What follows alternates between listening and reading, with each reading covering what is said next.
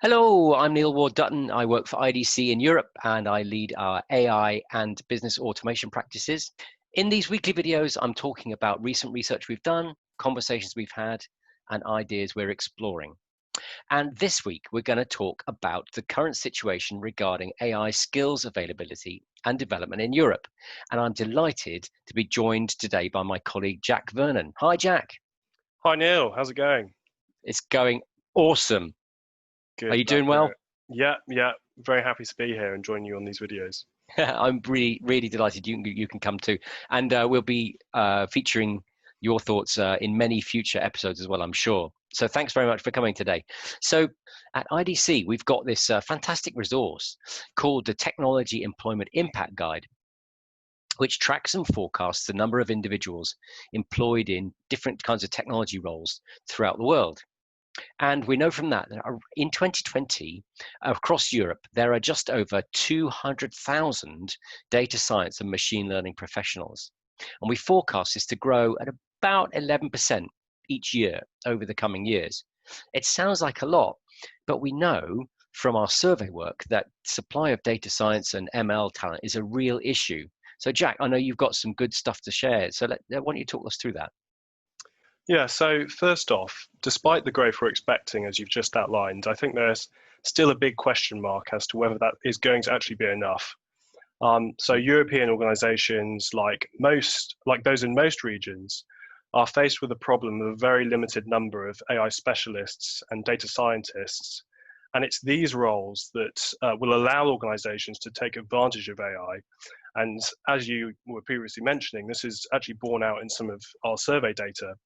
So in IDC's Global Artificial Intelligence AI survey, which was conducted last year in 2019, just as an aside, this is a survey of companies who are using or planning to use AI.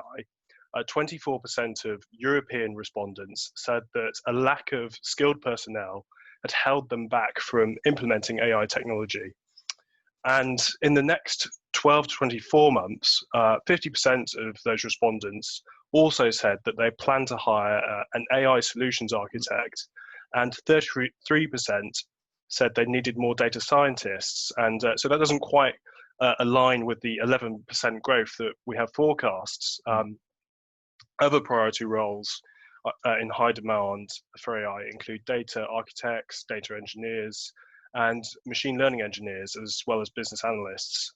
And I think what the data tells us is that demand is really outstripping supply, and that's having a knock-on effect on costs for businesses and their ability to progress with the technology. However, what we're also starting to see is organizations really take this problem seriously and looking at ways to address the supply gap in skills. Mm. For sure. I mean, I know it's a huge issue. And regarding the vendors, I know that the platform vendors particularly are working hard to make their products much more accessible to broader audiences. So you don't necessarily need to be a professional data scientist to use those. But as you said, Jack, I know you've also been tracking some other really interesting initiatives going on in Europe. So can you tell us a bit more about those? Yeah, so there's some really impressive efforts now underway to increase AI and data science skills capacity, both inside European organizations and as part of like a wider effort in educational systems. Mm. So at a corporate level, both Royal Dutch Shell and BMW have partnered with training provider Udacity to help upskill employees in a range of topics from Python and data science and neural networks.